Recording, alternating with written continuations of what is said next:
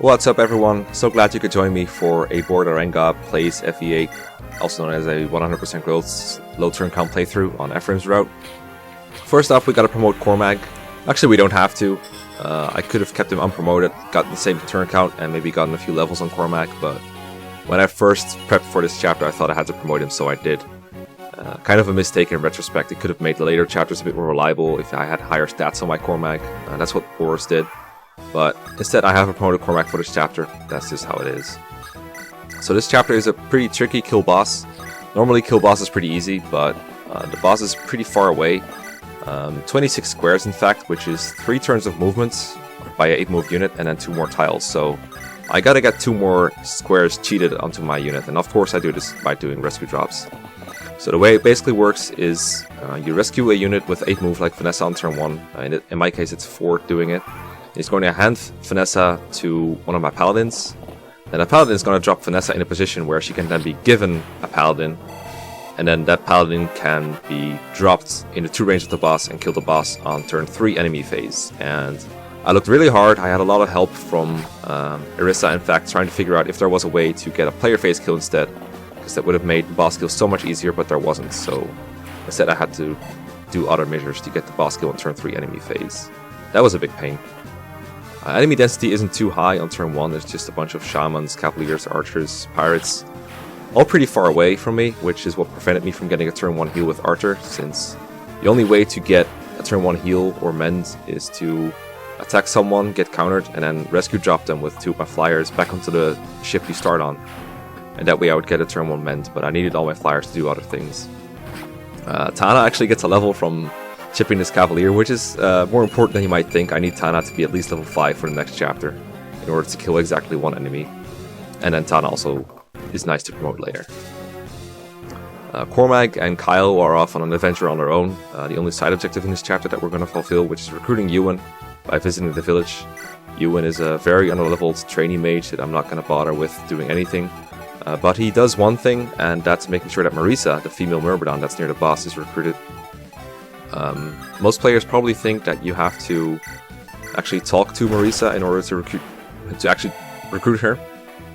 But in fact, all you have to do is recruit Ewan and then keep her and Marisa alive. Because then Ewan talks to her in the post-chapter dialogue. And that's nice because talking to her would definitely cost me a lot of turns. Especially if I have to do it with a 4-move Ewan that can't survive anything. Ephraim gets in a bit of a sticky position with all these axe users. You'll see that he barely survives, but it only looks that intense because he gets hit by the first few, but he only has to dodge like a couple of them, so it's totally fine. Ross is totally invincible right now, and the level ups that he's getting beyond level 10 aren't really helping anyone except Mulder to get that extra heal in from the HP level up.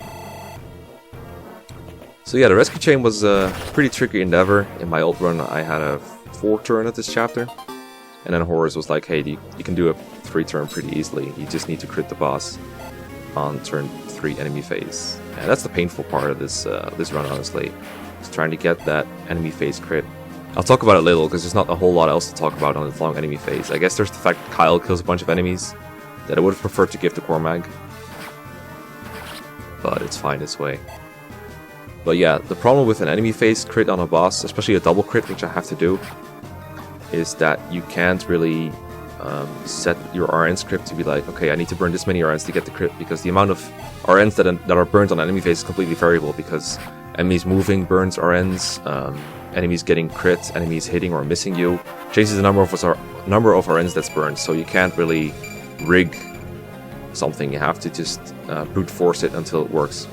And I got a script from Kirby Master that does just that, which I might show off in a different video as a bit of a follow-up to the old RNG abuse video that I did. The way it works is, normally if you're trying to brute force for an enemy phase, you just make a save state, play the enemy phase, and if it doesn't work, then you load state, you burn an RN manually, and then you try again. And the script simplifies it, and it will burn the RN for you without having to do any arrow wiggling. And at the end, once you get the enemy phase you need, you just reset one more time, and it will show you the amount of RNG you need to burn to get the enemy phase that you just got. So it saves a huge amount of time, and I'm very grateful that I got it. So from now on, rigging enemy phases might look a little smoother, a little less amateuristic, but as it is, you're going to have to sit through one or more really silly looking rig. One of the shamans that are near the boss, Vanessa killed one of them. The middle one has a guiding ring that he drops, I believe. I couldn't get it. It's a luxury, I didn't need it, but I kind of wanted to get it if possible. But if I got someone in the position where that shaman would suicide, then I also would have been able to get a turn 3 player phase kill. And after a long look with Orisa, I couldn't really find a way to get a turn 3 player phase kill on the boss, so it had to be enemy phase. Unfortunate, but that's how it is. So yeah, the boss killer is going to be Seth, and he is not the most reliable option ever, but he is the most reliable option I have, I believe. He does 11 damage at 14 crit, and the boss is over 60 HP, so he has to double crit. His hit rate is pretty good, around 94 real hits, or 82 displayed. The problem is that he has to double crit at 14 crit, that's the main crux of the issue. The alternative would have been to try and do it with Vanessa, but that would have been a little bit more complicated when it comes to the rescue chain, because in order to get Vanessa there, I'd have to do something weird with Cormag, I think. Either that or figure something different out with my flyers, because Vanessa does use a path through a bunch of terrain in order to get where she is and where she does the rescue drop. But I'm sure there would have been a way. But then Vanessa would have had to get a pierce crit on enemy phase, which I'm not sure would have been that much easier to find, honestly. It turned out I didn't actually need to burn that many RNs to get it, but it was way too much to just brute force without the script, that's for sure. Oh, important detail is I disarmed Vanessa, so that Marisa doesn't suicide on her, and it also saves me watching a couple of fighting animations. But she does eventually get surrounded, and a bunch of enemies still suicide on Seth, so it still takes forever in this enemy phase. It also loses me out on a nice juicy XP kill on an Entombed, but what can you do? There was an option of like keeping Vanessa armed, and then she would have to miss at least one hit against Marisa, which isn't as hard as it sounds, because Marisa is, if anything, she's pretty fast, and she has the terrain. She's on a forest, but she still has Weapon Triangle disadvantage against Vanessa, so still pretty likely that she could get hit twice, and combined with the boss kill, it's ugly. I would not have liked to reset for that, so I will gladly sacrifice the XP that Vanessa would have gotten. Especially since Vanessa's level is already high enough to where she one-rounds pretty much anything I needed to, honestly. At this point, higher levels almost exclusively just help her get a higher pierce crit, or a higher pierce rate. I said pierce crit because a lot of boss kills later on are done using pierce crits. This is the last chapter you'll be seeing Natasha, by the way. She's not going to see too much use at all. In fact, none. Because, you know, what's the point? She just can't get a high enough level. Don't know why the wiki said she's about equal to Mulder.